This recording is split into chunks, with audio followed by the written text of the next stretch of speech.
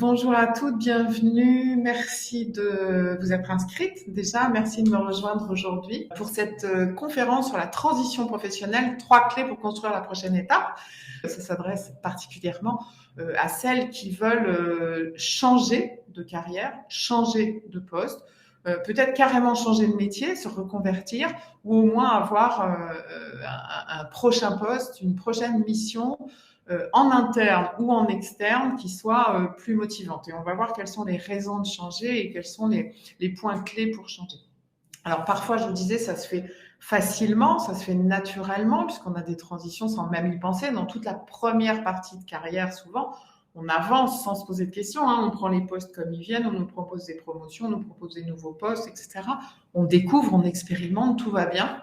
On se pose pas tellement de questions. Et puis des fois, c'est un petit peu plus douloureux parce que on subit un plan de départ, un plan de licenciement. En ce moment, il y en a beaucoup, des réorganisations d'entreprises et des plans de départ. Parfois aussi, c'est à la suite d'un burn-out ou d'une maladie, ou simplement parce que plus on avance dans la carrière, plus les places sont rares. Et finalement, la progression rapide qu'on a sans s'en rendre compte à 30 ans, à 40 ans, ça se transforme plutôt en plat de fond de verre. Et puis, on se dit, qu'est-ce que je vais faire après ?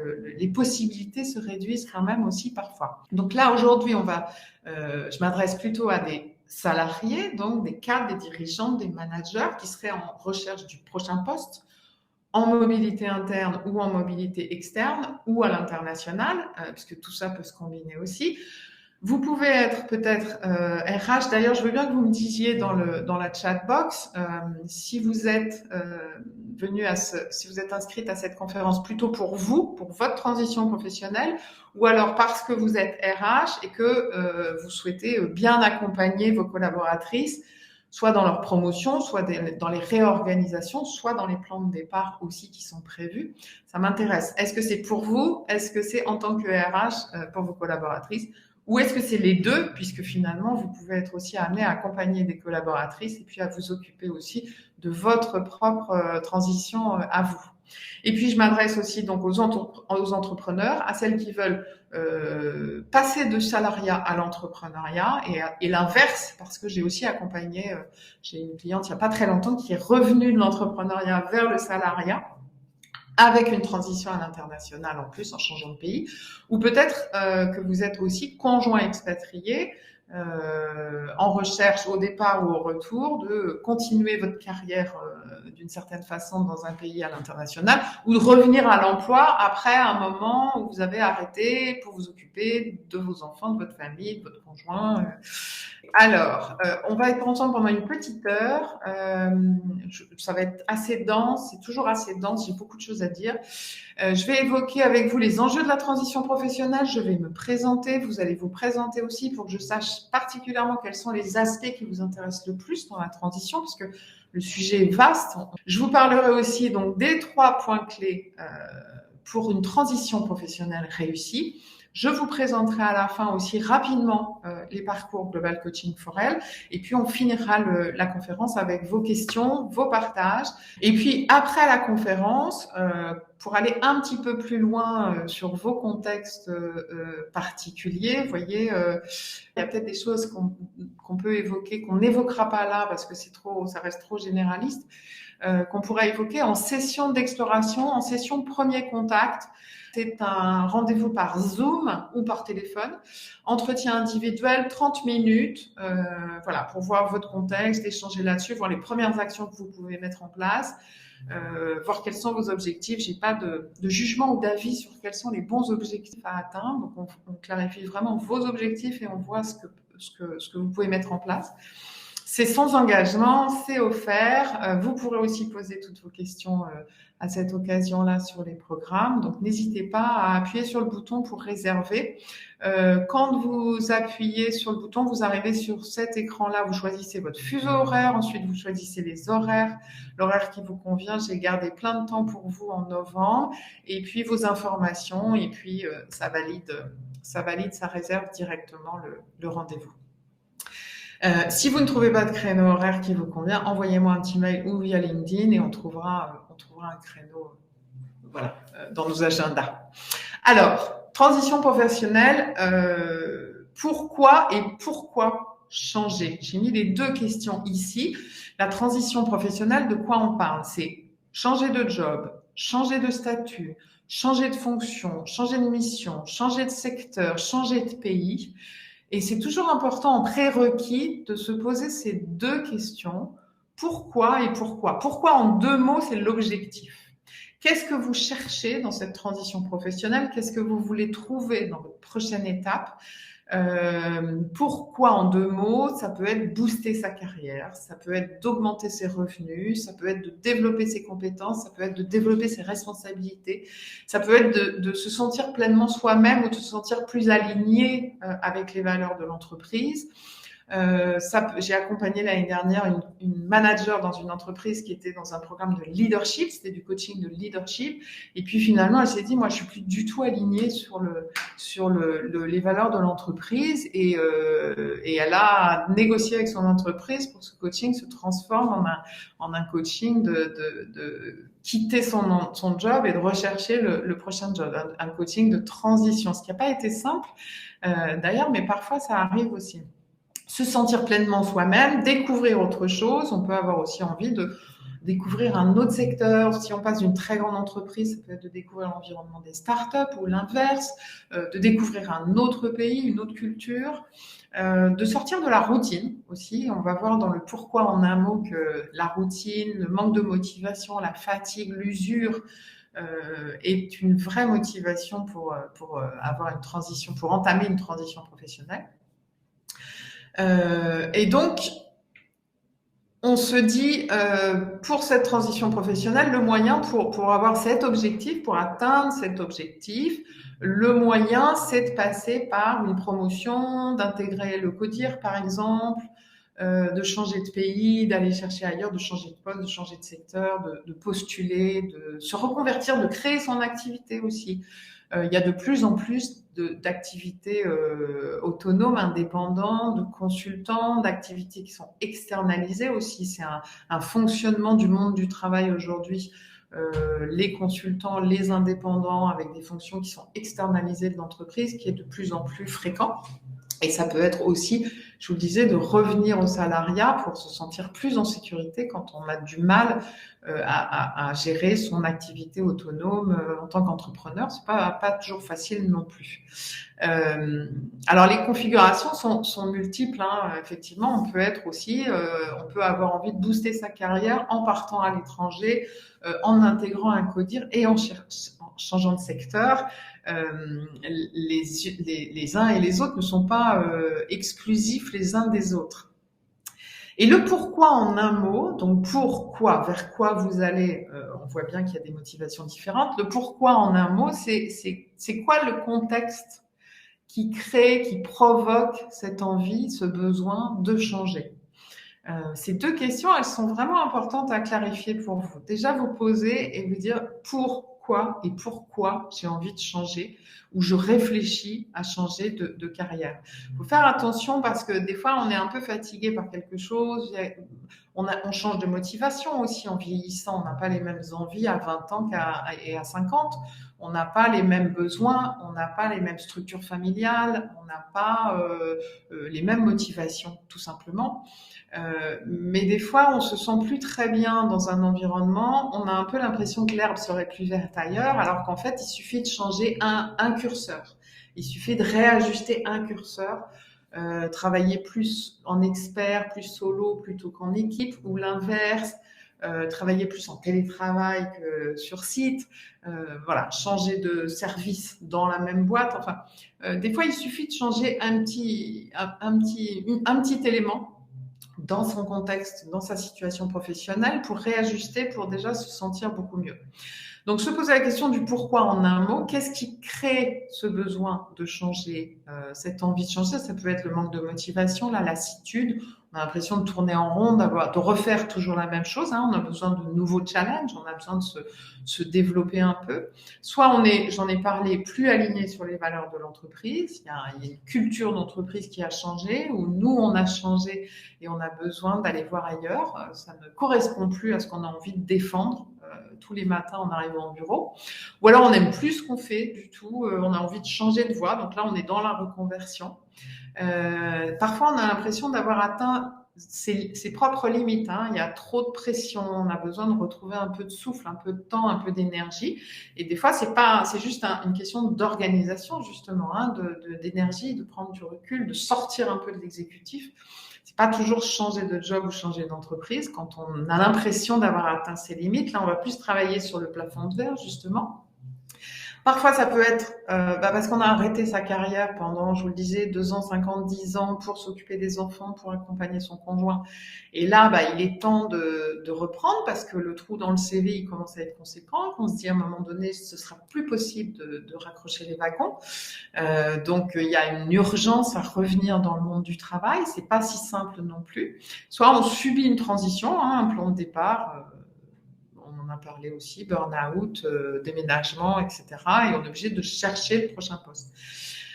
Ou au contraire, d'ailleurs, hein, ça peut être une opportunité dans l'organisation, dans l'entreprise, une offre de promotion, une réorganisation qui nous fait monter, mais c'est une vraie transition professionnelle. C'est-à-dire que ça va nous mettre en difficulté, on va sortir de sa zone de confort et on a besoin vraiment de mettre sur le papier pourquoi je fais ça, qu'est-ce que je veux y trouver. Et on verra que ce qui est intéressant aussi, c'est de dire qu'est-ce que je veux trouver dans cette prochaine étape et qu'est-ce que je ne veux pas trouver dans cette prochaine étape. Ou alors je veux en profiter pour passer donc du salariat à l'entrepreneuriat. Prenez vraiment, notez ces 2 questions-là. Pourquoi en un mot, pourquoi en 2 mots. Quand vous pensez à votre transition professionnelle, quand vous pensez à la prochaine étape, répondez à ces 2 pourquoi. C'est le prérequis déjà. Faut savoir aussi qu'une transition professionnelle, ça prend du temps. C'est-à-dire qu'une transition professionnelle, c'est passer d'une identité professionnelle à une autre. C'est passer d'une identité d'expert à une identité de manager. C'est passer d'une identité de manager à une identité de cadre dirigeant. C'est passer d'une identité de RH, fonction RH, à coach indépendant. C'est passer d'une identité de je suis expert en marketing dans la finance et je vais passer expert en marketing dans l'automobile. C'est passer d'une identité de je suis anonyme dans mon entreprise à la défense et je vais passer représentant directrice financière en Angola dans une entreprise pétrolière et ça n'a plus du tout, je n'ai plus du tout la même représentation, je n'ai plus du tout le même impact, les mêmes rôles et donc il faut vraiment passer d'une identité à une autre et ça prend du temps, ça ne se fait pas sur un claquement de doigts. Et ça se fait surtout sur le terrain, dans l'expérimentation. La transition professionnelle, souvent, les personnes qui viennent me voir me disent il faut que je réfléchisse et que je clarifie sur le papier exactement ce que je veux trouver et après, ça ira. Mais en fait, ça se passe pas comme ça. Ça se passe dans l'expérimentation, sur le terrain.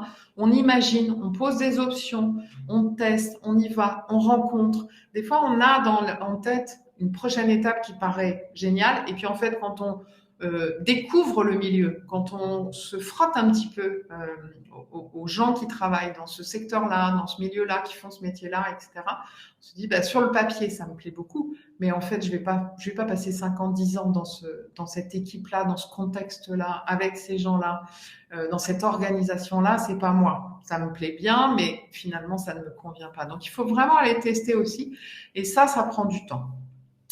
Et puis en plus, donc si on est à l'international, avec des enjeux interculturels un peu forts pour soi, pour la famille, quand on part avec les enfants, avec le conjoint, il y a d'autres enjeux personnels, familiaux, de couple qui bousculent aussi beaucoup. Donc la transition professionnelle à l'international, elle est aussi d'ailleurs, c'est pour ça que Global Coaching for Expat ou Global Coaching for All s'appelle Global Coaching. C'est que quand on accompagne des transitions professionnelles à l'international, on fait du coaching de vie, on fait du coaching familial, on fait du coaching individuel, personnel, on fait du coaching interculturel, on fait du coaching professionnel, de prise de poste, de prise de parole, etc. Et tout ça est complexe et tout ça est complet. En tout cas, ça mérite qu'on passe un peu de temps là-dessus pour réfléchir à ça et pour se poser et structurer ce qu'on a envie. Je vous explique rapidement qui je suis pour celles qui ne me connaissent pas. Donc, comme beaucoup de coachs et de consultants, je suis moi-même reconvertie. J'ai une première carrière dans l'audiovisuel. J'étais productrice télé pendant 20 ans, où j'ai conçu, organisé, géré toutes les étapes des émissions, reportages, documentaires, fiction. Je travaillais pour les grandes chaînes en France. J'ai été formée au management, à l'ESCP, etc. J'ai managé des centaines d'intermittents du spectacle, pour la plupart, qui n'avaient pas d'appui justement à la carrière, qui étaient des précaires, qui étaient embauchés à la mission. J'ai embauché parfois, certaines années, 200 intermittents pour l'année, et puis j'en ai viré autant. J'avais des équipes qui étaient de 3 à 200 personnes à peu près. Donc ça a été assez formateur pour moi en fait dans l'accompagnement des personnes. J'ai adoré ça, c'était vraiment ce que je préférais. J'ai adoré aussi faire de la télé, mais c'était très glamour. Mais finalement, ce que j'aimais beaucoup, c'était l'accompagnement des personnes dans l'appui à leur carrière justement. Il y avait déjà une très forte individualisation des carrières. Et puis moi, j'ai expérimenté aussi toutes ces transitions, puisqu'à chaque fois, on change d'équipe, on change de projet, on change de bureau, on change très, très, très souvent quand on travaille dans ces environnements-là. Et puis à 40 ans, au bout de 20 ans, j'ai eu aussi le sentiment d'arriver au bout de quelque chose. J'ai l'impression de refaire toujours la même chose. J'étais un peu fatiguée, je manquais de motivation. Et donc, j'ai entamé une reconversion classique avec cette période de tâtonnement qui a duré pour moi 2-3 ans aussi. Faire un bilan, construire un projet, retourner à l'école, démarrer une nouvelle activité, tester, etc. D'autant plus que j'ai déménagé aussi et je suis partie à l'international. J'ai habité 7 ans au Gabon d'abord, puis aux Pays-Bas. Et donc j'ai fait tout ça, j'ai vraiment expérimenté tout ça, j'ai tâtonné tout ça sans accompagnement vraiment dans la durée. Je suis comme beaucoup d'entre vous, hein, j'avais l'impression de devoir m'en sortir toute seule, de devoir faire toute seule, etc. D'ailleurs, je vous en parle, je vais vous montrer ça, j'en parle un peu, c'est pour ça que ça intéresse, dans un livre que j'ai fait en début d'année, Redonner du sens et un nouvel élan à votre carrière. Ça, c'est vraiment sur le 12 étapes pour les transitions de carrière. Ça, c'est vraiment quelque chose sur la transition de carrière et j'y raconte un petit peu ma propre expérience de reconversion, mais pas que, il y a beaucoup de témoignages. Et donc, depuis 10-12 ans, je suis coach. Donc, j'ai créé, vous voyez, les entreprises qui sont à droite, là. J'ai commencé avec Global Coaching for Expats. J'ai étonnamment commencé par accompagner des expatriés en France. Je me suis associée pour travailler avec Afrique RH au Gabon. On faisait du recrutement, de la formation, du coaching. Je me suis associée pour créer Design Your Own Path aux Pays-Bas, où là, on était plutôt sur la transition de carrière et la recherche d'emploi des impatriés aux Pays-Bas internationaux. Et puis, je suis associée avec Evolis en France, qui est un cabinet de coaching très ancien qui accompagne les cadres dirigeants. Nous avons créé Evolab ensemble avec les associés de Evolis. Evolab étant un cabinet de coaching vraiment à l'adresse des entreprises, coaching nomade et digital. Et puis, j'ai créé depuis 2019 donc Global Coaching for Elle, où je travaille essentiellement avec les femmes à l'international, leadership féminin et interculturel. J'ai accompagné plus de 500 managers, cadres, conjoints. En fait, j'arrête de compter. Et puis donc, je travaille dans les entreprises pour leadership féminin, diversité, inclusion, équipe multiculturelle, prise de fonction, les expatriés, etc. Je travaille avec des particuliers, des femmes particuliers directement qui viennent me voir dans leur transition de carrière, qui ne veulent pas passer par leur entreprise, voilà, parce que elles veulent avoir la main libre aussi sur cette réflexion, sur cet espace. Elles ne veulent pas de tripartite. Elles veulent juste être accompagnées dans leur réflexion sur la prochaine étape, sur la prise de fonction, sur leurs émotions, sur leurs difficultés parfois à évoluer dans certains milieux ou dans leur recherche de poste, etc. Et puis, de manière tout à fait anecdotique, l'année dernière, j'ai fait mon 38e déménagement pour me réinstaller à Paris. J'ai décidé là que je ne bougeais plus parce que dans ma vie, la seule chose que je n'ai pas testée, c'est finalement de rester à un même endroit plus de 3 ans. Donc, cette anecdote de mon 38e déménagement, c'est juste pour vous dire que les transitions, je connais bien. Et puis donc mon cœur d'expertise, c'est les femmes, accompagner les femmes. J'accompagne en coaching toutes les transitions pro et développement leadership, mais mon cœur d'expertise, c'est vraiment les femmes, les cadres managers entrepreneurs, pour qu'elles s'autorisent à prendre leur place et qu'elles s'engagent vraiment avec confiance dans le poste ou le projet qu'elles ont choisi. Valérie, vous me demandez pourquoi cibler votre offre de service vers les femmes. Parce que les femmes se posent des questions. Les femmes ont un conditionnement, malgré tout, qui est très différent dès l'éducation, dès l'école, dès la famille, dès l'enfance. On fonctionne différemment, on accompagne différemment les femmes, on éduque différemment les femmes et les hommes, encore aujourd'hui. Et je trouve que les femmes ont beaucoup de difficultés à faire leur place, beaucoup de charges, beaucoup de courage, beaucoup d'engagement, beaucoup d'honnêteté et sont toujours aussi mal récompensées. Voilà. Donc chacun trouve, vous savez, sa mission finalement. Chacun trouve ce qui lui tient à cœur. Chacun trouve ce qu'il a envie de défendre. Il y en a qui vont défendre effectivement l'interculturel, l'écologie, l'agilité. Enfin, il y a des gens qui vont plutôt porter d'autres sujets. Et j'ai pas de jugement sur quels sont les bons sujets à porter ou les mauvais sujets. Il y en a qui vont plutôt s'intéresser aux neurosciences. Il y en a qui vont plutôt s'intéresser à d'autres aspects. Pour accompagner les transitions professionnelles et les personnes qui doivent se développer dans les entreprises, ou en tout cas dans leur vie professionnelle. Moi, c'est les femmes. Moi, ce qui m'intéresse, ce que j'ai envie les personnes que j'ai envie d'aider, les personnes que j'ai envie d'accompagner, les personnes à qui j'ai envie de donner du souffle, c'est les femmes. Et souvent, c'est ça, je le fais naturellement aussi dans ma vie personnelle. C'est-à-dire que j'ai souvent des femmes qui viennent me dire tu te souviens pas, mais sûrement pas, mais on a discuté à un moment donné et finalement, quand je suis sortie de cette discussion, j'ai osé, j'ai eu envie d'y aller, j'ai eu envie de le faire, ce que je ne me permettais pas, ce qui n'était pas raisonnable, ce que les autres me déconseillaient. Finalement, je me suis autorisée à aller faire ce qui était important pour moi, à aller faire ce que j'avais envie de faire et j'en suis ravie. Donc voilà, moi, il n'y a rien qui me donne plus de satisfaction, de plaisir, d'enthousiasme, vraiment, que de me dire, une femme à un moment donné a osé prendre sa place. Pas prendre toute la place, mais prendre toute sa place. Là où elle est bien, là où elle est performante, là où elle est efficace, là où elle a de l'énergie, là où elle est meilleure que les autres. Voilà, ça pour moi c'est important. C'est très lié aussi, je vous le raconterai pas là, mais c'est très lié aussi à ma vie personnelle de ma petite enfance, ma vie avec ma mère, etc. Une image aussi des femmes que j'ai vues, des baby boomers, qui pour moi est un peu difficile. Alors, et vous je vais vous poser maintenant cette question. Alors attendez, je reviens juste là-dessus. Donc il y a j'ai écrit 3 livres aussi sur ces sujets-là. Redonner du sens et un nouvel élan à votre carrière, qui est sur la reconversion. Chouette au secours on rentre, qui est sur le retour d'expatriation, et Femmes, Leadership et International, ou comment les femmes à l'international réinventent ou proposent un nouveau leadership. Ça, c'est vraiment une dimension que je trouve intéressante. Il y a aujourd'hui un petit shift sur le leadership dans les entreprises. Et les femmes, le leadership féminin, le féminin dans le leadership, tout ça, ce sont des notions un peu connexes.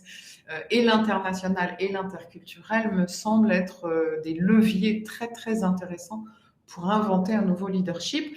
Voilà, je vous en reparlerai à la fin parce que j'offrirai ces livres là, juste pour vous, pour celles qui sont dans la conférence, pour celles qui voudront réserver une séance diagnostique et démarrer un programme d'accompagnement, je vous offrirai ces livres en plus. Alors, dites-moi, vous, pour la plupart, donc vous êtes en poste, vous êtes bien dans votre métier, vous êtes bien dans votre secteur, vous avez un poste à responsabilité, vous avez une belle première partie de carrière. Quel est votre objectif aujourd'hui? Est-ce que vous avez envie d'évoluer? Est-ce que vous avez envie d'avancer dans votre carrière? Est-ce que vous avez envie de valoriser le parcours que vous avez fait jusque-là? Est-ce que vous avez envie de changer? Est-ce que vous êtes fatigué? Est-ce que vous manquez de motivation? Est-ce que vous avez envie de partir à l'international? Est-ce que vous avez envie de devenir entrepreneur? voilà, qu'est-ce qui fait que vous êtes là aujourd'hui et que vous interrogez sur cette transition de carrière? En général, donc vous pouvez, je vois que quelqu'un écrit, vous pouvez partager dans la chat box pour que je sache un peu plus quel est votre pourquoi ou votre pourquoi. Les clientes en général, mes clientes en général viennent me voir parce qu'elles sont dans un contexte difficile, tendu, avec beaucoup de pression. Parfois un peu de malveillance aussi, elles sont un peu malmenées parce qu'elles sont femmes aussi dans certains milieux.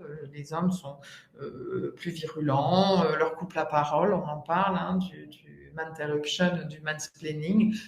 C'est quelque chose qui est vraiment vécu, très fortement vécu. Il y a un sentiment d'illégitimité, un manque de confiance en soi, une difficulté des fois avec les gens qui sont un peu virulents en face. Des fois, c'est un manque de visibilité, de réseau, des croyances aussi qui nous limitent, qui nous empêchent de prendre toute notre place. Et puis parfois, c'est aussi un manque de méthode. Je voudrais bien trouver, mais je sais pas comment faire, je sais pas comment m'y prendre. Je recherche un emploi, je suis auto-entrepreneur. D'accord. Donc, Marie-Michel, on est vraiment là dans je suis entrepreneur, je suis indépendante et je cherche à revenir au salariat. On en parlera. Alors, je vous invite c'est une question très intéressante. On en parlera, Marie-Michel, mais je vous invite à réserver une séance premier contact pour voir justement quel est votre besoin là-dedans. J'imagine qu'il y a un besoin aussi de sécurité et puis de développement. C'est vrai que c'est parfois difficile en tant qu'auto-entrepreneur quand on est tout seul tout le temps, quand on fait tout seul, de vraiment se développer, profiter de cette énergie aussi du collectif pour grandir, pour monter en compétences, etc. Valérie, prendre enfin ma place au sein d'une entreprise DRH et arrêter le management de transition. OK. Donc ça, c'est intéressant aussi de voir comment je transforme. Je passe du management de transition pour avoir une vraie place, trouver ma place, vraiment. Là, il y a vraiment quelque chose aussi de sortir de l'expertise. Là, on est vraiment dans la transition d'identité professionnelle. Sortir de cet expert opérationnel exécutif qui fait bien les missions, les dossiers, etc., pour devenir quelqu'un qui fait partie de l'équipe stratégique, qui fait partie du comité de direction, qui fait partie du board, qui fait partie de cette équipe dirigeante. Et c'est vrai que ça fait pas appel à... souvent, on se dit qu'il faut montrer plus de compétences ou travailler plus dur, et en fait, c'est contre-productif. Mais ça aussi, on peut en parler, Valérie, c'est un sujet qui m'intéresse. Leslie, aller vers un nouvel élan, me rapprocher de ma nature profonde et l'exprimer dans mon activité professionnelle. OK. Donc là, on est vraiment reconnecté à ses motivations, à ses moteurs, à ses envies, à qui on est au fond. Et ça va être mon premier point d'ailleurs dans les 3 clés pour m'épanouir personnellement. Changer de métier à 65 ans avec 20 ans d'expertise dans la mobilité internationale, un vrai virage pour quelque chose de plus calme. Génial. Donc 65 ans, c'est un super âge. Savoir que l'âge finalement de la plus grande réussite, c'est plutôt entre 45 et 70 ans. Les seniors vont être de plus en plus à la fête, je crois. Ils ont eu un passage un peu difficile. Pendant un moment, à plus de 55 ans, on n'embauchait plus personne. Aujourd'hui, ça change un peu. Donc ça, c'est intéressant. C'est intéressant aussi, Fiona, de voir comment vous voulez articuler ça, effectivement, pour avoir quelque chose de plus calme. Ça veut dire quoi, plus calme? Qu'est-ce que ça implique? Et on va voir que c'est intéressant de voir quelles sont vos motivations, comme le disait Leslie, vous reconnectez à vos motivations, vos besoins, qui vous êtes, qu'est-ce qui vous mène, vous. Et puis, quelles sont vos contraintes? Dans quelles conditions vous voulez le faire? Dans quelles conditions vous pouvez le faire? Et qu'est-ce que ça implique? Qu'est-ce qui est négociable? Qu'est-ce qui est non négociable? On va voir toutes ces questions-là. Plus de gestion d'une société, du personnel, le stress des clients. OK, super. Un beau profil de consultant, avec moins d'opérationnel et moins d'exécutif, peut-être. OK. On va voir ça. Donc, quel que soit votre objectif, moi, je vais vous proposer 3 clés. Consultante ou une société, ouais, c'est ça.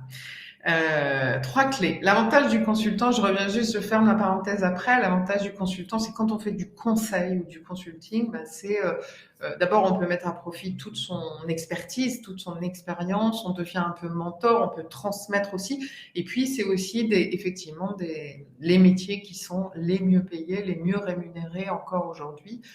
Donc on peut vivre de ça sans être dans l'exécutif et dans la production en permanence. Oui. Super.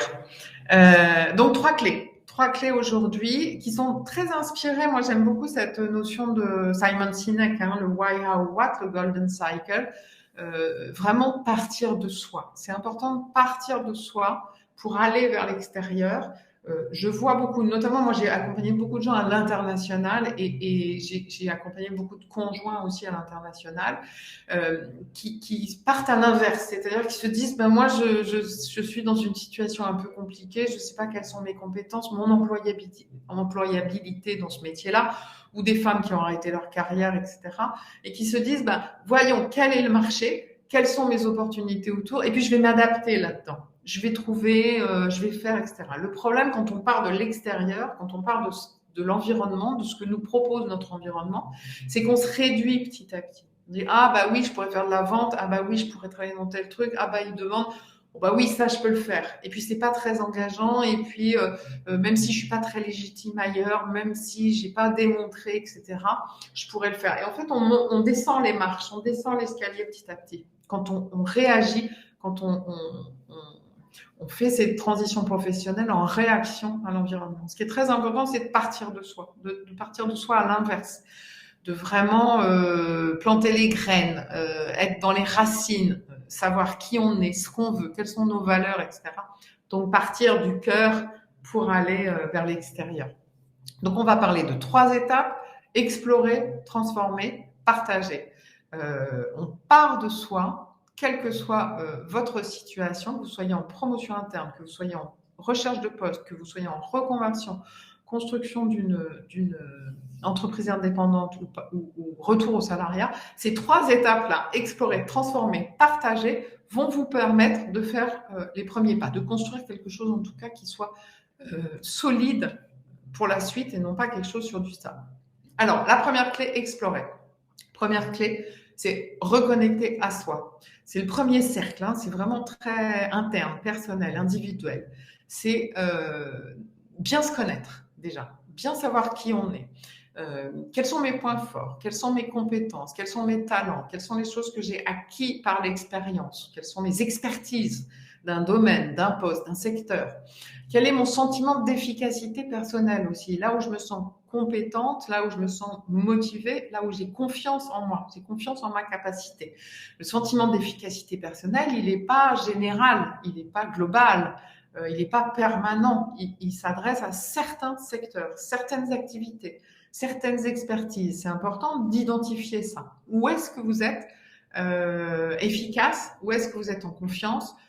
Dans quel périmètre vous sentez pleinement dans vos talents? Vous savez, on a les zones, alors ça, je vous les donnerai, on pourra en parler dans les sessions individuelles, mais vous savez, ces zones de talent, de performance, alors on dit talent, zone de brillance, zone d'excellence, et puis après, les zones de compétence et les zones d'incompétence. C'est très difficile parce qu'on est souvent dans notre zone d'excellence. La zone d'excellence, c'est les choses qu'on fait bien, qu'on fait plutôt mieux que les autres, qu'on a mis beaucoup de temps à apprendre, qu'on a mis beaucoup de temps à pratiquer, à travailler, etc. Donc on se dit, ça m'a demandé beaucoup d'efforts, je le fais très bien aujourd'hui, et donc c'est là que je peux être payé. C'est pour ça que je vais être rémunérée, parce que ça me demande beaucoup d'efforts. C'est quelque chose qui est dur à acquérir. Et puis il y a cette zone de talent, de brillance, qui correspond à tout ce que vous faites facilement, naturellement, qui vous donne de l'énergie, que vous faites mieux que les autres. Vous avez l'impression que c'est rien. Et souvent, d'ailleurs, les gens qui sont dans leur talent, ils disent, c'est pas grand chose, j'ai pris le téléphone, j'ai fait naturellement, c'était évident, c'était facile. Et donc, on se dit, je vais me faire payer pour ça. C'est tellement facile, c'est tellement évident, enfin, je vais pas, il faut faire des efforts. On a été éduqués pour ça. Et pourtant, c'est bien dans cette zone de talent, c'est bien dans cette zone de brillance, c'est bien dans tout ce qui est facile pour vous, évident, que vous faites mieux que les autres, sans même vous en rendre compte. Quand vous vous dites, c'est tellement facile, je ne vais pas me faire payer pour ça, c'est là vous avez un indicateur. Là, vous notez. Là, vous y allez, là, vous gardez. C'est le cœur de ce que vous devez garder, c'est le cœur de vos talents. Et puis, posez-vous les questions aussi. Quel est mon why? Quel est mon why? C'est quelles sont mes motivations? Qu'est-ce que j'ai envie de porter? Vous me demandiez pourquoi vous vous adressez aux femmes. Mais moi, j'ai envie d'aider les femmes. Moi, j'ai envie de porter les femmes. J'ai envie d'accompagner les femmes. J'ai envie que les femmes trouvent leur place. Alors, soyons très clairs, hein, je suis mariée, j'aime beaucoup les hommes, je travaille avec des hommes, je trouve ça formidable, etc. Je voudrais juste qu'on soit, qu'on ait les mêmes chances, qu'on ait les mêmes reconnaissances, qu'on sorte un peu des biais qui font que les femmes ne sont pas évaluées de la même façon, ni au recrutement, ni dans les promotions, ni dans les entretiens d'évaluation annuelle. Voilà, je voudrais juste porter ça pour qu'à un moment donné, on se dise on est tous des êtres humains différents physiologiquement, physiquement, émotionnellement, peut-être, mais on est tous sur un pied d'égalité. Voilà, c'est ça, c'est ce qui me motive moi, et c'est ce qui me motive depuis longtemps et qui me motivera très longtemps. Il m'arrive d'accompagner des hommes, j'en accompagne certains, qui ont une part féminine très assumée aussi, qui acceptent de laisser parler leurs émotions, qui acceptent de traiter à égalité des femmes dans leurs équipes. Les hommes qui sont très classiques, très machos, très combatifs, compétitifs, très concurrentiels, très durs dans leur milieu, je ne les accompagne pas, ça n'est pas non, c'est pas ce que je fais de mieux. Donc, bien clarifier ce que vous avez envie de défendre le matin. Quand vous vous levez, quand vous arrivez au bureau, j'ai accompagné une magistrate qui me disait, moi je reconnais le travail important des ONG, des associations sur le terrain, etc. Mais moi c'est pas ça qui me mène. Moi j'ai envie de changer l'histoire, j'ai envie de changer la loi, j'ai envie de travailler à long terme. Alors les deux sont importantes. Les deux sont indispensables, et les associations et les ONG à court terme et les magistrats à l'international à long terme pour pouvoir changer les choses. Elle avait trouvé ce qui la tenait, ce qui la faisait lever le matin, ce qui lui semblait important pour elle. Ça ne veut pas dire que le reste est à jeter ou est moins bien ou a moins de valeur. C'est ce qui fait sens pour elle, dans son histoire, dans ses compétences, dans ses talents. Donc, bien clarifier aussi quel est votre champ de motivation. Qu'est-ce que vous avez envie de défendre? Et puis, dire au revoir aussi à certaines choses, faire le deuil de certaines choses. Votre passé ne doit pas dicter votre futur. Attention, votre moteur aujourd'hui, c'est vos talents, votre talent, vos convictions, ce qui vous mène. Mais le contexte, le cadre, il peut changer. On change dans une vie. Je vous disais, on n'a pas les mêmes motivations à 25 ans et à 50. On n'a pas les mêmes motivations quand on est célibataire, quand on démarre et quand on est mère de famille, épouse, qu'on a déjà fait pendant 20 ans, 25 ans, baroudé dans différents pays, etc. On n'a pas forcément les mêmes motivations. Et il faut savoir abandonner. Il faut savoir lâcher. Il faut savoir dire, non, ça c'était bien à un moment donné. Ça avait du sens à un moment donné, mais ça on n'en a plus aujourd'hui. Donc je dois dire au revoir à ça. Je n'ai plus envie de ça. C'est devenu obsolète. C'est fini. Et donc, c'est pas toujours évident. J'ai accompagné au Gabon une jeune femme qui était radiologue, qui est arrivée au Gabon, qui m'a dit, écoutez, ça fait 15 ans que je suis radiologue, c'était la bonne école dans ma région, mes parents étaient contents que je fasse ça, mes copains de lycée se dirigeaient sur les mêmes études, etc. C'était très très bien, c'était logique à l'époque. Ça fait 15 ans que je suis radiologue, ça fait 15 ans que je déteste ça. Aujourd'hui, j'ai envie d'arrêter. Mais en même temps, c'est très difficile de quitter une situation qui est stable, qui est rassurante, qui nous fait bien gagner notre vie, etc. C'est quasiment impossible si on ne change pas d'environnement. Elle, c'est l'expatriation qui lui a permis d'affirmer que, de changer de métier. Si elle était restée dans son environnement, avec son entourage, ça aurait été extrêmement difficile de changer de métier. Et c'est pour ça que se faire accompagner aussi, c'est pas mal parce que ça permet de sortir un peu. Dans les transitions professionnelles, vos proches, vos familles, vos amis, votre conjoint ne sont pas les meilleurs conseillers pour vous accompagner sur ce chemin-là. C'est bien d'avoir quelqu'un d'extérieur et quelqu'un de neutre. Donc voilà, on commence par reconnecter à soi. Première clé, première étape de cette première clé, puisqu'il y a une deuxième étape dans Explorer, c'est de clarifier son projet. Donc, on clarifie qui on est, ce qu'on fait bien, ce qu'on porte en soi d'expérience professionnelle, d'expertise, de compétences, de talent et de motivation. Et puis, Clarifier son projet, c'est comment j'envisage ma prochaine étape. Est-ce que j'ai envie d'une grande entreprise internationale? Est-ce que j'ai envie d'une petite start-up, d'une petite TPE? Est-ce que j'ai envie de travailler en réseau? Est-ce que j'ai envie de travailler avec des gens? Est-ce que j'ai envie de travailler toute seule? Quel est le type d'environnement que je ne veux plus? Quel est le type de management que je ne veux plus? Quels sont les secteurs que je serais fière, auxquels je serais fière d'appartenir, et puis ceux pour lesquels je ne veux pas travailler? Quels sont mes besoins aussi? Quelles sont mes contraintes? Si on parle international, il peut y avoir des problèmes de visa. Quelles sont mes contraintes en termes de temps? Quelles sont mes contraintes en termes de revenus? On n'a pas besoin des mêmes revenus. Alors souvent on dit les revenus, ils montent, ils doivent monter tout au long de la vie, mais en fait on n'a pas besoin des mêmes revenus. Quand on vient d'acheter une maison, on a 2 enfants qui font des études, etc. Et puis quand les enfants sont partis, sont autonomes et que la maison est payée, on n'a plus les mêmes besoins non plus. Quels sont vos besoins? Quelles sont les contraintes en termes de proximité aussi de vos parents, de vos familles, de vos proches? Et puis quel est votre calendrier? Ne vous dites pas, il faut que j'ai trouvé pour Noël, il faut que j'ai tout changé, que j'ai trouvé un nouveau job pour Noël. C'est pas crédible, c'est pas réaliste.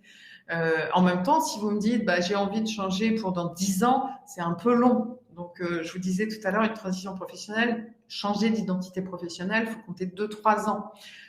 Voilà. Donc, comment vous allez construire votre calendrier à partir de ça? À quel moment vous allez vraiment faire ce travail de réflexion, d'exploration? À quel moment vous allez peut-être vous former si vous avez besoin de vous former? Aller au contact de gens qui sont dans ces métiers-là, dans le métier que vous visez pour avoir un peu de feedback, etc. Toutes ces questions qui sont liées à votre projet font partie de cette première clé, explorer. Donc explorer, on a reconnecté à soi, clarifier son projet. Voilà, Axel qui est chef de projet industriel, qui d'ailleurs a démarré son job. Je sais ce que je veux faire, ce que je recherche comme job. Grâce à ce programme, j'ai pu définir un projet professionnel en accord avec mes valeurs. Elle a très bien défini son projet professionnel et puis après, ça a pris plus d'1 an avant de trouver le job. Donc des fois, ça prend un peu de temps entre-temps et puis on a des freins internes aussi, personnels. Je vous passe ça, je vais un peu plus vite puisque j'ai perdu un peu de temps là sur le démarrage. La deuxième étape, c'est transformer. Il faut savoir que dans cette vague du changement, vous voyez, quand vous changez, vous passez du changement choisi. Là, on est dans la courbe classique qui est liée à la courbe du changement. Alors, on a des vagues comme ça monte, il y a des moments où on est un peu euphorique, puis il y a des moments où on s'ennuie, on est un peu au creux de la vague, et puis ça revient. Bon, si on fait rien, ça reste à peu près linéaire. Il y a des vagues comme ça, mais on est un peu toujours au même niveau. À un moment donné, on va se dire non, c'est pas possible, là j'ai envie de changer, j'ai envie d'autre chose, j'ai envie d'un nouveau souffle, j'ai envie de monter la marche, j'ai envie de me développer. C'est ce qu'on appelle l'étape du changement choisi. Vous voyez, si vous prenez cette courbe, finalement, vous allez monter, vous allez plus haut. C'est-à-dire qu'après, vous allez repartir aussi sur une sinusoïdale comme ça, mais elle sera une marche au-dessus. Puis après, vous pouvez recommencer dans votre carrière. Donc, quand on a ce changement choisi, on appelle ça le moment de l'enthousiasme naïf. Il y a un moment, on se dit, ça y est, je suis partie, j'y vais, ça va marcher, ça va être super, je vais m'éclater, les clients seront au rendez-vous, les employeurs vont s'arracher mon CV, etc. Génial. Et puis finalement, quelques semaines, quelques mois après, c'est ce qu'on appelle le réveil brutal. Et ça fait 1 an que j'envoie des CV, j'ai eu 2 retours, j'ai eu 50 ghosts.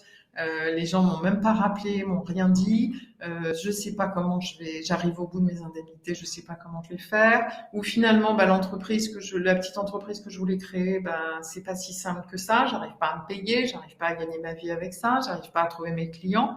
Donc là, il y a un moment qu'on appelle le réveil brutal. Puis après, il y a un réalisme. Il y a une étape de réalisme. On se dit, bon, ok, ça va pas être si simple que ça va pas être magique. C'est pas un coup de baguette magique, la transition professionnelle. Qu'est-ce que j'ai? Qu'est-ce qui marche bien? Qu'est-ce que je peux faire? Comment je peux y aller? Et là, on va pouvoir remonter la pente. Mais voyez, ça, c'est ce qu'on appelle la traversée du désert. Il y a une période qui est vraiment très inconfortable. Et le risque, à ce moment-là, quand on est dans le réveil brutal, c'est de se dire, j'ai tout cassé, j'aurais pas dû, finalement, ça va pas marcher, je vais revenir en arrière. Il faut vraiment s'accrocher dans cette traversée du désert, dans ce moment où on sait pas trop ce que ça va donner, on sait pas trop combien de temps ça va prendre, on sait pas trop ce qu'on va y trouver, ce qu'on va trouver au bout.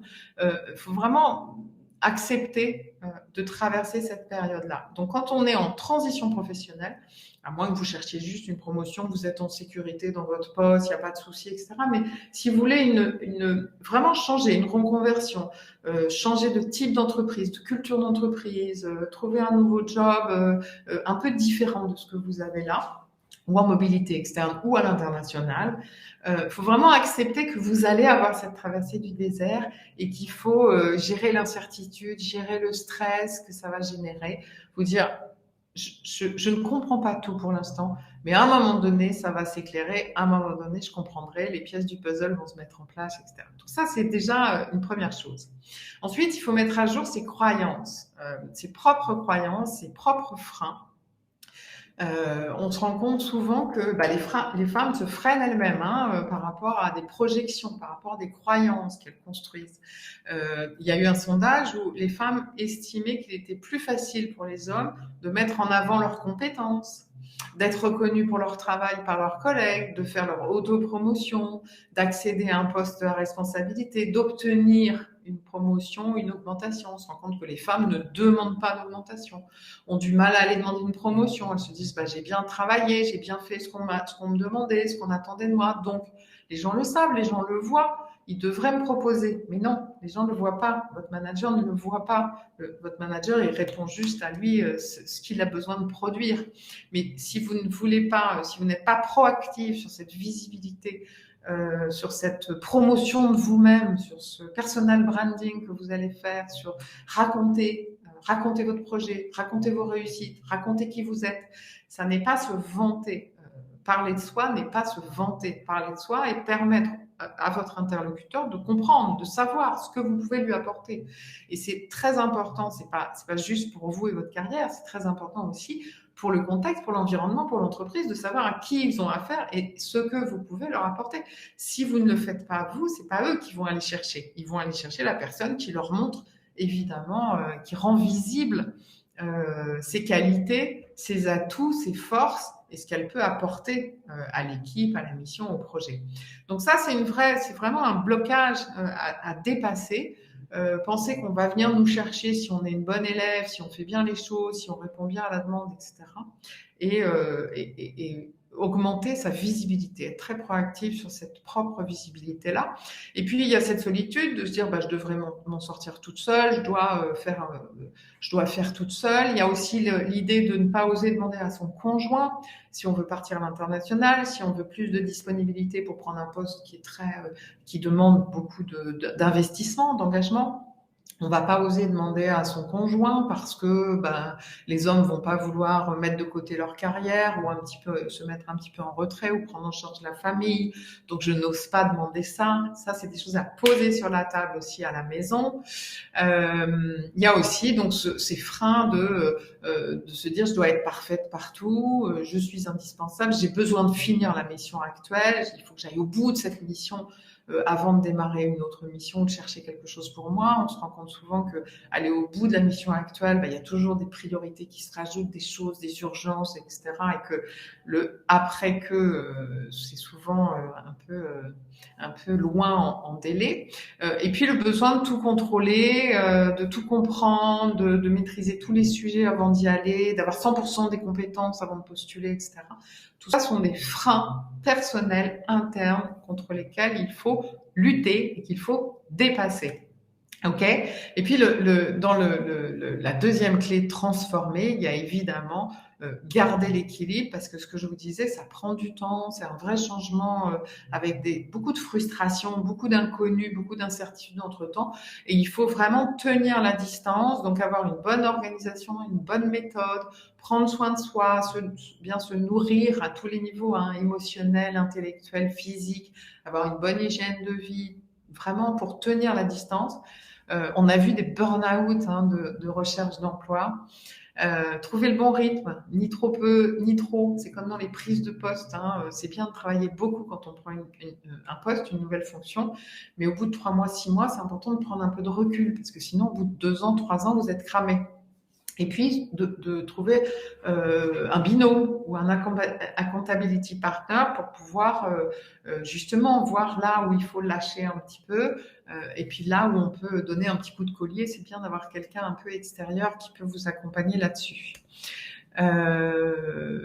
Elodie, qui était donc magistrate, dit: je me sens plus sereine, plus accomplie, plus sûre de moi, j'en reviens pas, j'ai réalisé que j'avais pas besoin de copier les autres, que je pouvais être moi-même. Je ne laisse plus les autres empiéter sur mon terrain. Vous voyez, on parle vraiment de soi hein, quand même. Hein.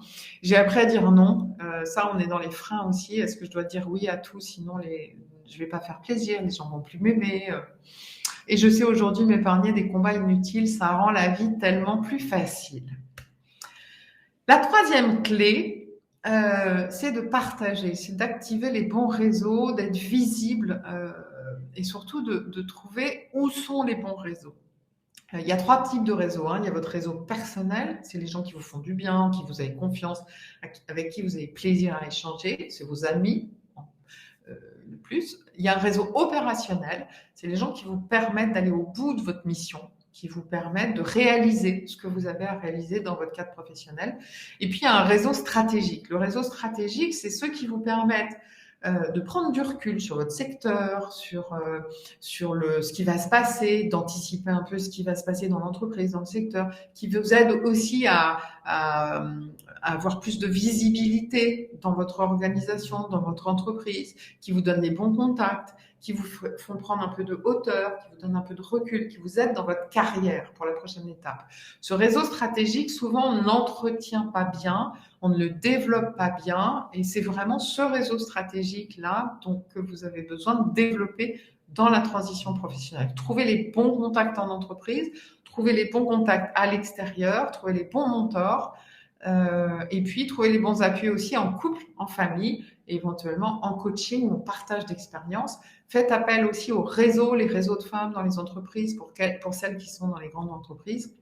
C'est intéressant de travailler avec ces réseaux de femmes, d'être soutenu par ces réseaux de femmes qui vont renforcer votre visibilité aussi, ou vous encourager à renforcer cette visibilité. Et puis, dernière clé du partager, si je la trouve, voilà, c'est de renforcer sa visibilité. Évidemment, c'est d'optimiser du coup son image, CV, pitch, LinkedIn, les réseaux sociaux, aller au contact, rencontrer des gens, raconter son projet, raconter qui on est, demander des retours, demander des conseils, demander des avis, et puis postuler. Il faut y aller là, hein, pas seulement répondre aux annonces sur LinkedIn, mais vraiment faire une recherche sur les entreprises qui ont des missions, qui ont des projets, qui ont fait des levées de fonds, trouver les bonnes personnes, postuler, envoyer des messages, des emails, ne pas envoyer de CV tout de suite. Hein. Il y a des techniques aussi pour aborder, aller au contact des gens sans les effrayer, sans fermer tout de suite. Et le CV, envoyer son CV tout de suite n'est pas une bonne technique. Et puis négocier. N'oubliez pas de négocier aussi, parce que souvent on remercie, on est déjà tellement content d'avoir un poste, d'avoir un beau job, d'avoir ceci, cela, qu'on oublie de négocier, de demander les avantages qui vont avec, les primes qui vont avec, les assistants qui vont avec, tout ce qui va avec, le coaching qui va avec, tout ce qui va avec, qui va vous permettre de donner votre pleine mesure, de faire la mission au mieux, le mieux possible. Donc, négocier est une partie très importante, il ne faut pas la zapper en fin de parcours. Valérie nous dit: quand j'ai débuté ce programme, je pensais avoir atteint mes limites. Aujourd'hui, je suis prête pour la prochaine étape. Je continue à oser, à tester de nouvelles choses. Alors, Valérie était directrice financière qui est passée consultante, justement. Donc, c'est vraiment quelque chose c'était vraiment une transition importante. Ok, donc je passe rapidement. Donc je vous résume. Excusez-moi, j'ai juste quelque chose à vérifier. Je résume les 3 points. Partir de soi, adopter le bon mindset. On est vraiment sur la transformation et l'état d'esprit et tenir la distance. Et puis savoir s'entourer, c'est les 3 points clés que je vous demande de garder à la sortie de cette conférence. Ce que je vais faire après la conférence, c'est que je vais vous envoyer aussi un petit livret d'exercices avec plein de questions, d'outils, d'exercices, etc., qui vont vous aider à la sortie de cette conférence à commencer à mettre sur le papier comment vous pouvez faire les premiers pas pour la prochaine étape. Rapidement, je vous parle aussi, on est un petit peu, il nous reste très peu de temps. Les programmes Global Coaching for Health sont tous construits sur un format en 3 points: coaching, contenu et communauté. Donc on aborde ces clés de transition professionnelle, où on aborde le leadership à l'international, où on aborde l'interculturel dans les programmes de Global Coaching for Health, mais toujours avec du coaching, des sessions individuelles, des sessions collectives, du contenu, des ressources, un portail, de la formation, des fiches, des exercices, des tests, des masterclass sur des thématiques qui sont liées à la transition, qui sont liées à la visibilité, qui sont liées à la communication, qui sont liées au leadership, qui sont liées à l'assertivité. Voilà, tous ces éléments-là, vous les retrouvez aussi en ressources accessibles 24 heures sur 24, 7 jours sur 7 quand vous en avez besoin. Et une communauté aussi, avec un groupe privé, des échanges, des masterminds, des séminaires, de rencontres en physique, pour pouvoir profiter aussi de cette énergie de la communauté, ces partages, ces échanges. J'ai des femmes qui sont en transition, j'ai des femmes qui sont en promotion, en prise de poste, en leadership, qui ont elles-mêmes connu des transitions avant, de la mobilité en interne, en externe, des femmes qui sont en transition mais qui ont eu des positions de cadre ou de management avant. Et chacune, en fait, a des petites astuces, des conseils, des soutiens à apporter. Et donc, ce groupe privé, cette communauté est aussi très importante. Donc, pour celles qui sont prêtes aujourd'hui à prendre ce moment de réflexion, de respiration, de recul pour construire la prochaine étape, vous avez des programmes Global Coaching for Health qui sont conçus sur ces 3 clés-là, sur ces 3 leviers-là.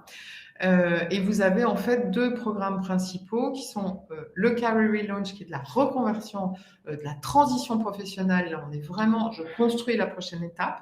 Donc, on va être dans toutes ces étapes c'est presque du bilan de parcours, du bilan de compétences. J'explore mon parcours, mes compétences, mes talents, mes envies. Je construis le prochain poste et je vais jusqu'à cette visibilité, mon CV, mon profil LinkedIn, comment je postule, etc. Et puis, vous avez un programme qui est plus leadership, où là, on va être plus sur je prends mon poste ou je développe mon leadership dans mon poste. Typiquement, je veux vraiment prendre mon poste de DRH. On serait plus sur un poste, sur un accompagnement Woman Leadership 21. Si je veux changer, je cherche un nouveau poste, je veux changer, passer au salariat ou passer à l'entrepreneuriat, on sera plus sur du Career Relaunch, qui est de la transition professionnelle. Dans tous les cas, ces parcours sont en autonomie, en collectif ou en individuel, et vous avez des tarifs qui vont donc en fonction de vos besoins, en fonction de votre calendrier, etc., 450 jusqu'à 3250 €. Et pour celles qui veulent démarrer le programme Career Launch là cette semaine, je vous offre 10% sur le tarif. Voilà. Si vous avez des questions, donc je vois quelqu'un qui écrit, si vous avez des questions, ce que je vous propose, c'est de prendre surtout rendez-vous pour une séance premier contact. Comme ça, on va voir ensemble quelle est votre situation particulière, quels sont vos objectifs, quels sont vos besoins, et ce que je peux faire, ce que je peux vous proposer, et ce que je peux faire avec vous. On se retrouve bientôt en session individuelle. Je vous souhaite une bonne journée et à très bientôt. Au revoir.